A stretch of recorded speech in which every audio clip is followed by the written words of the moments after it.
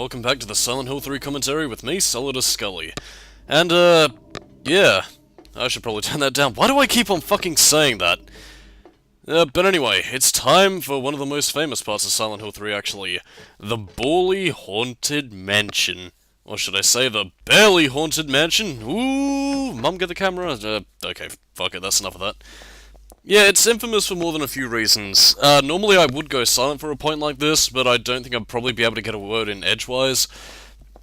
Plus, I can actually lay on to you a bit of trivia regarding the Barely Haunted Mansion. There isn't really that much. It's really...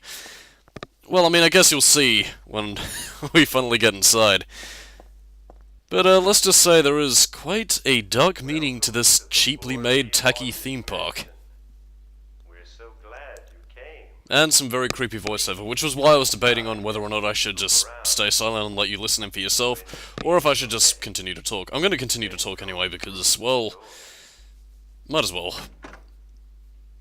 Getting very, Resident Evil in this place.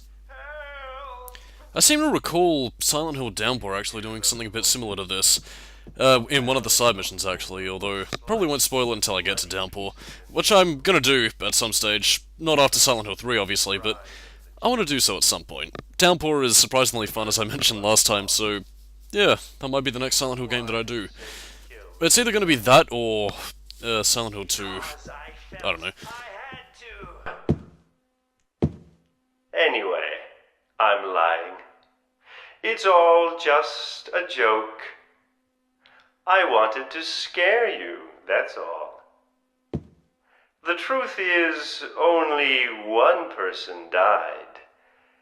By suicide. You see, that's what I'm talking about. It sounds tacky, but there's a darker hidden meaning behind everything.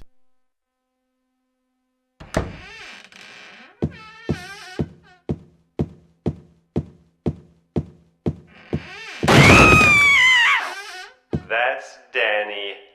A quiet young man. Oh, by the way, examine Danny's body once the narrator has finished talking, and, yeah, that's not a fake corpse. That's real. Indeed, Silent Hill is ever a spooky place. Also establishes that Silent Hill exists... well, I mean, obviously it does exist on Earth, although, I mean, Portland, I guess, implies that it takes place in Oregon as well, which is where Heather was from after she and Harry went on the run. I don't know, the location of Silent Hill has always confused me, whether it's Centralia or Maine, as I believe was intended to be set. It's interesting, but given its origin as a Stephen King... well... okay, I kinda had to cut off my tangent because I wanted to talk about that. That can actually kill you on the hard mode. Be careful. It wasn't supposed to stop there, I assure you. He is not kidding, that will literally destroy you. Gave me the shock of my life when I played this game on hard mode. Oh, we will. And by that I mean we won't. Fuck this place. That's creepy. Now this is something I kind of want to complain about in terms of Silent Hill 3's horror. Just look. Red light. Are you fucking kidding me? Now, I mean, this is meant to be a reference, and again, I know this from looking it up, but this is meant to be a reference to Jeff Fleming, who suffered from nyctophobia in Session 9. That's why I brought up the comparisons earlier, but basically the lights were going out and he had to run he basically had to run his way out of the asylum. Problem is, Silent Hill 3 wanted to pay homage to that, and they do so by having the red light of death. If any of that touches you, it's a one-hit kill. I have no idea why this is here. It's certainly not for the what the fuck factor, so... this is just weird, man. Like, it's not terrifying, it's just bizarre, and I swear to God it uses the same saucer noise from Destroy All Humans. Although arguably you could probably say that Destroy All Humans took it from this game, since that came out in 2005, Silent Hill 3 was 2003. Whatever. That's red light? Fucking really? Oh well, anything for a reference, I suppose. So now it is time for the puzzle section. My editor was lagging. Hope to God my audio isn't skipped over. Well, that pretty much did jack shit, and I kind of got my attention, but that was pretty much just me filling for time. Might as well get back to what is basically going on screen. This is the puzzle section. We're basically having to hunt down a red shoe and a bunch of other stuff. For what reason, I kind of forgot. I know what the ultimate result of this is. It's basically to open a rusted shut gate, which is done with the most bizarre of objects. Actually, no, these actually come into play later. I don't even know what I'm talking about, so... The red shoe... will come into play a little bit later. Don't even know what the hell I'm talking about anymore. My brain is a little bit fried right now. Maybe I shouldn't drink before commentaries. Well, whatever. In any case... It is very interesting that we do get to see more of Lakeside Amusement Park. I touched upon this last time, but... This is kind of what I wish Silent Hill 3 did a little bit more of, like, expanding upon the areas that we didn't get to see in Silent Hill 1. I mean, again, I realize that this is pretty much just nothing more than a nitpick and nothing more. I get that. I just kind of wish that I mean, you could say that they did have new environments, like, you know, as you were being led from the shopping center through the subway to the sewers, and, you know, through the Hilltop Center, but it feels... a lot... I don't know, there's something that I think it loses out comparatively to Silent Hill 1, which, to me, in terms of how horror was handled in the Silent Hill series, is the best example of how it's done. I don't know. There's just something about the way in which Silent Hill 3 is structured that I can't quite put my finger on, but it's something that doesn't necessarily bug me, it just sort of... I don't want to say it pales by comparison to the previous games, but it's just something that sticks out to me, and I can't quite describe it, really. I mean... I don't think linearity has anything to do with it. I don't know. I guess it might have something to do with the way in which it ties into its thematic structure, possibly. I don't know, this commentary is basically my way of just trying to figure out my thought process on this, and in the meantime, enjoy this cutscene, because I have to shut up.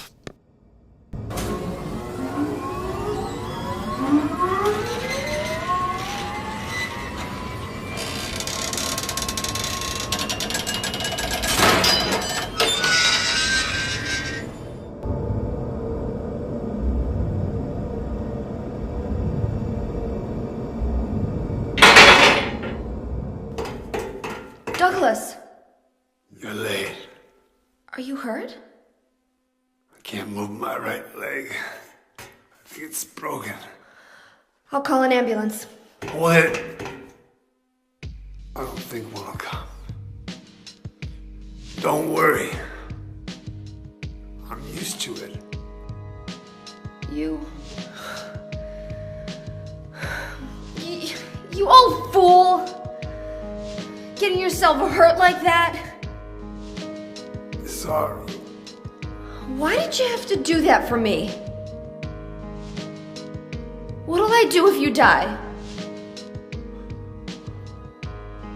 What'll we do if this god thing gets born? Come on. How powerful could a god from a dump like this be?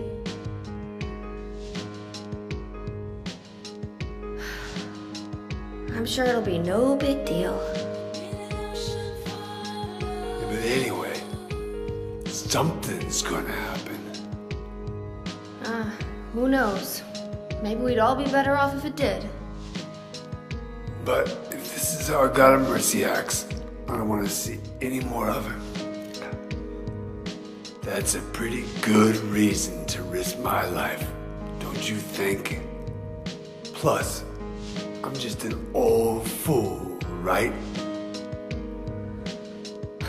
You think you're Superman or something? You know, I always wanted to be him. Besides, Yeah? I want to help you out.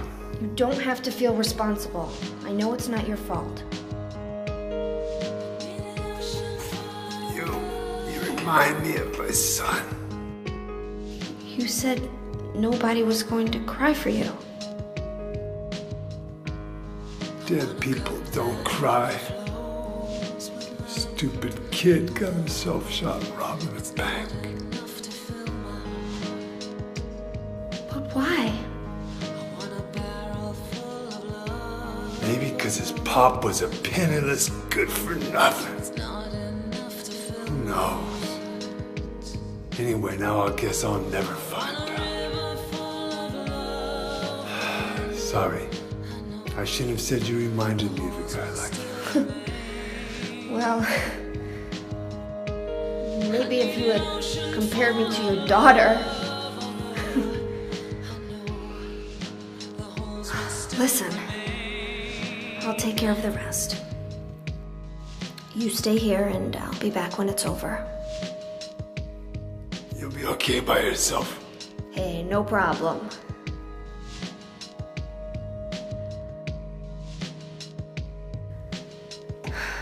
Besides, my dad's not around anymore, so only I can do this.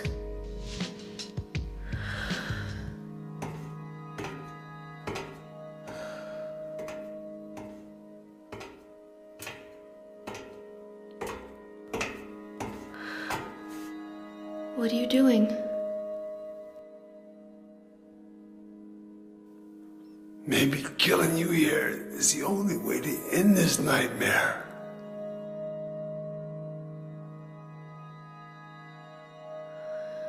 Yeah, you might be right.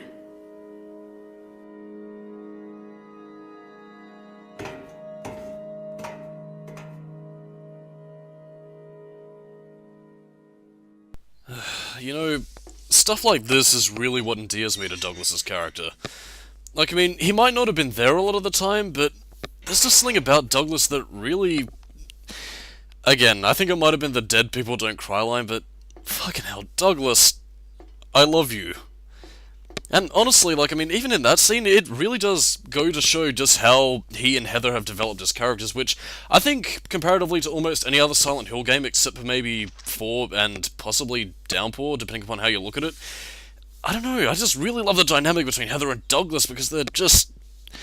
Like, I mean, they start off as people on, you know, the opposite ends of the spectrum. Heather completely hates his guts for stalking her, but the way in which these two just kind of grow together is just... Ugh, my heart... It's the perfect team.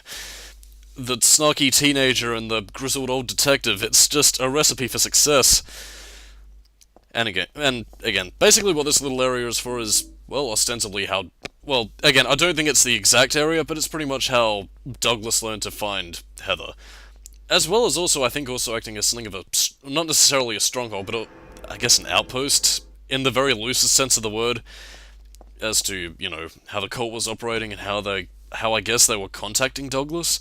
Not necessarily with the mystical ball of whatever the fuck, but I think you get the idea. Also, you can go off and talk to Douglas again if you want to try and convince him to come with you, but you basically just say, no, go on without me, I must stay here for the ending. Whether you are possessed or whether it's the normal ending. This is basically the puzzle that I was talking about before, not necessarily the one with the chain, which was the precipice of what you were doing before with the rocket coaster, but this is ostensibly letting you choose your path. I don't think anything really changes, like I don't know if there's any ammunition pickups depending upon which one you pick. I think it's just sort of either or, really. Actually, no, I think one of them might be blocked off. It's been a while, but either way, this is a pretty simple puzzle. If you picked up the red shoe, then I think you know who it belongs to. It's clearly Beauty and the Beast. I should know, I played my Kingdom Hearts, which is pretty much the most exposure I've really had to any Disney property since I was like fucking 3. I don't know.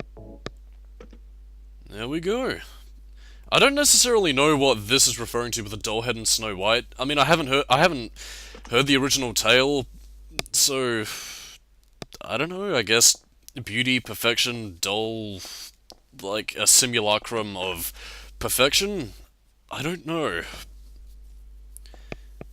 Also, this entire area kind of reminds me of that one fairground ride. I think it was in Ghost Rider, the PS2 video game.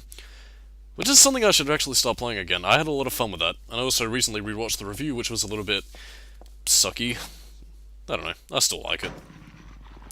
And we are in familiar territory with this area because we're about to see something a little bit more familiar to us. And what is this? It's the ice cream parlor from Silent Hill 1! The memories, and look, the save point! But wait. Yeah, I really love this. Like, again, this right here is an example of, you know, not only paying back for fans of Silent Hill 1, but I think also introducing it for newcomers and just showing, you know, that history went down here. And, you know, in doing so, players who know of Harry Mason can see this, but also new players can see that, oh wow, Harry Mason was here before and he, you know, was fighting to the bitter end. This is the sort of stuff I really appreciate and I really wish Silent Hill 3 did more of. Again, I don't necessarily mean, you know, nostalgic callbacks just for the sake of it, But what I mean is basically using elements of the past to just build up the world. And honestly, that's what I feel that Silent Hill 3 does the best. Like, I mean, it manages to make it accessible for both newcomers, but also for old fans who enjoyed Silent Hill 1. I don't know, I may be completely alone in this, but Silent Hill 3, just the way in which it handles both being a sequel, but also a game that's very accessible to newcomers, I think is just fantastic. So, for all my negativity, I think the game can at least have that. Which is a lot more than I can say for, I guess, most other Silent Hill games in the series that kind of go negating the whole story arc sort of thing. I mean, Silent Hill never really did that in the first place, really, unless of course you count the very loose connection that Silent Hill 2 and 4 have. But I don't know, I think it could work. Like, I mean, if they were ever to make another Silent Hill game, which is pretty unlikely, but you never know what could be around the corner. Ah, all the fun of the fair. By the way, these horses are alive, and you gotta kill them, otherwise they will release some noxious gas in the air, and then Heather will die a death worthy of, well, people who like being asphyxiated. In essence, though, this shouldn't be too hard. I'd suggest using melee weapons because, for a certain event that's coming up, you're gonna need all the firearm ammo you can muster. Really wish you could, like, use the beef jerky to maybe shove it down their gobs and stop them from emitting the smoke. I don't know, it would have given the beef jerky some fucking purpose outside of what was intended to be used for. I don't know, maybe if you fed it, like, the horses would just die and leave you alone, or, like, possibly become Heather's best friend, and then with a certain encounter that's coming up next, they will be like, "Don't worry, Heather! I will save you! No!" What the fuck is wrong with me? I amuse myself with the weirdest of things. Yeah, I don't know what the sort of timing is for it. Again, I don't think you're pressured that much. Thing of it is, though, don't get too lax. I mean, again, despite the tank controls and, you know, the combat and everything, you know, it's not impossible, just don't be too lax, kill the horses and you should be good. It is a little bit boring to commentate over, though, so that's why I must fill the air with, well, I suppose, what this area was used for before, because again, if this does look familiar to you, this is also where Harry Mason fought Sybil Bennett, and where she lived, and then went on to marry Harry Mason in my awkward fanfiction, which I didn't actually write. I don't know. I still stand by it, damn it. It is the one true pairing of Silent Hill, and if you disagree with me, I will destroy you for denying true love. When in doubt for a lack of commentary, fill it with references to the past. I did in my Demonic Toys review with the fucking Chicken Mobile sketch. I mean, again, they don't take that many hits to die, it's just like 3 or 4, really. I suppose... I guess it's just sort of the randomness factor, really. Like, I mean, what exactly is this supposed to symbolically tie into? I mean, there is a reason for it, well, vaguely, although I don't think this really explains the killer horses. Unless, of course, this is their revenge for being thrown in the sewer in Silent Hill 1, in which case, I guess there's a greater story to be told with the horses and how they were thrown into the sewer. And now this is their revenge for 17 years of smelling like shit, which might explain the noxious fumes. I'm just making bullshit connections wherever, but anyway, it is time for a cutscene, so I'll take a drink of the Pepsi, and, well, shit's about to get real. See you soon.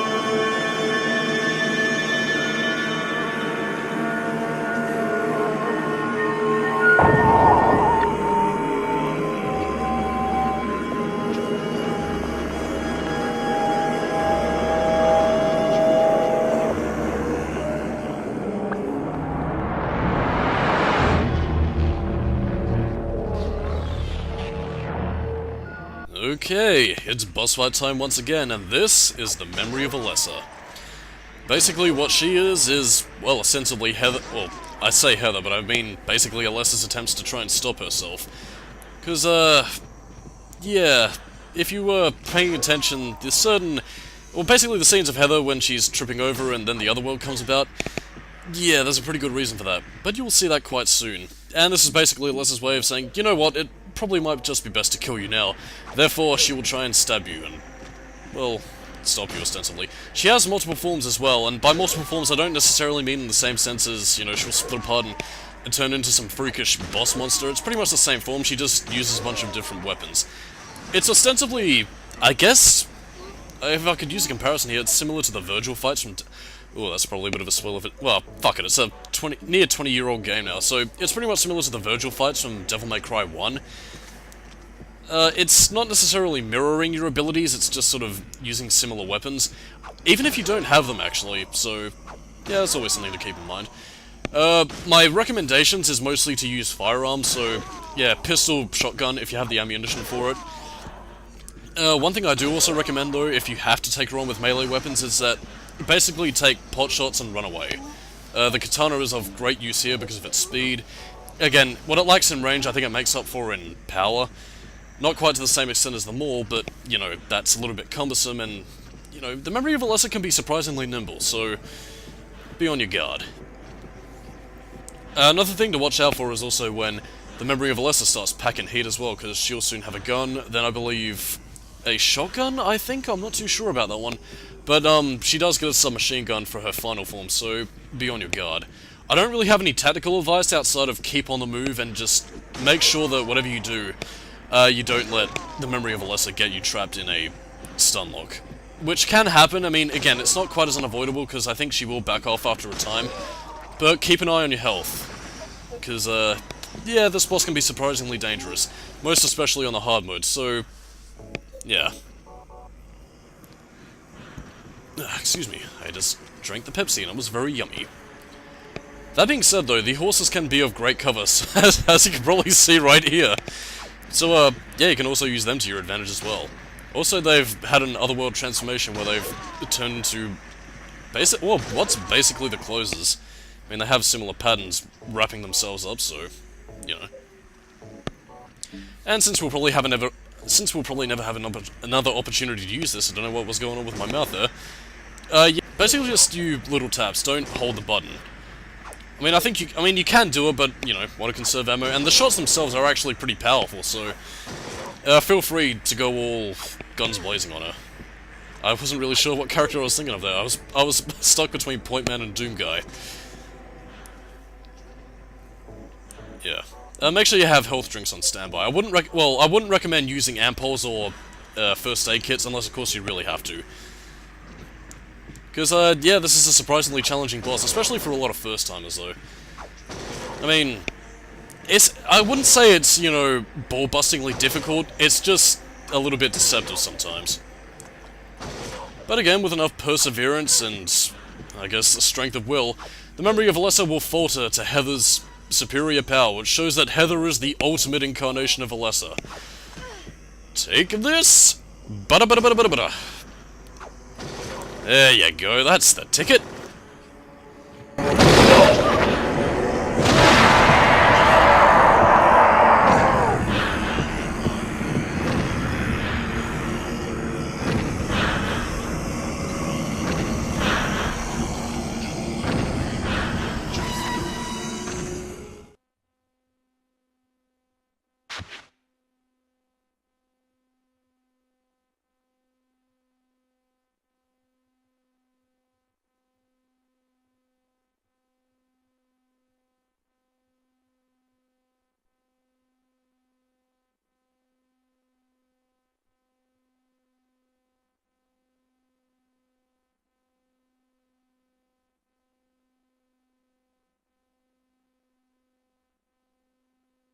Yeah, I just figured I'd remain silent for that part just so you could really let that sort of message sink in, but... Yeah, I do think it is actually a little bit of a sweet moment as Heather starts to talk to, well, herself basically, and referring to both herself and Alessa. I don't know, I find it really sweet because it not only shows that Heather is her own person, but also the way in which both identities, I suppose, I guess can coexist. Especially with the line of, why do I think of myself as such a fool? I'm paraphrasing, obviously, even though the message just showed up, but again, my brain is scatterbrained, so whatever. I don't know, I thought it was a sweet moment, but now, we are reaching endgame. Yeah, apparently the carousel is apparently a secret elevator down to the cult's church. And, well, as you can probably tell with all the religious messages, but yeah, final part of the game is right here. Man, we got through this relatively quickly, and I say that even though it took like about a fucking month to get these parts recorded. And again, that's mostly down to stuff in life or whatever, but, you know, we've pretty much covered this pretty damn well. I hope you guys have enjoyed this, by the way. It's been fun to do Silent Hill 3, despite my criticisms and complaints every now and again. And my cat is currently meowing outside my door. Isn't that lovely? Anyway, on that note, I am Solidus-Skully, keep it new metal. Next time on Silent Hill 3, well, we complete the final part of the game. Catch you next time.